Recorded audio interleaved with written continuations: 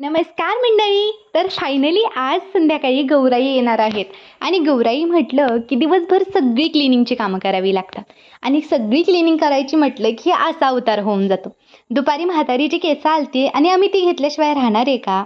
सगळी कामं आवरता आवरता गौराईची वेळ सुद्धा झाली. म्हणून मग दारात छोटीशी रांगोळी केली आणि गौराईंना सजवून घेतलं. गौराई घरात येतात तेव्हा भरल्या पावलांनी येतात असं म्हणतात. त्यासाठीच हे धान्य भरले जे की त्या ओलांडून येतात. बायका आल्या आणि आमच्या घरात गौराईंचं आगमन झालं सुद्धा. ते सगळं झालं. आता गौराई म्हणजे पाहुण्याच असतात. मग त्यांना पाणी, चहा वगैरे विचारायला हवं ना. मग तेच दिलं. पाणी दिलं, नंतर चहा दिला आणि मग नंतर त्यांच्या जेवणाची तयारी केली. आता गौराई एवढ्या साध्या असतात ना, त्यांना जेवणात फक्त आणि फक्त भाजी आणि भाकरी हवी असते. म्हणूनच मी इकडे शेपूची भाजी आणि भाकरी बनवतीये. जेवणाची तयारी करता करताच मला 7 वाजले.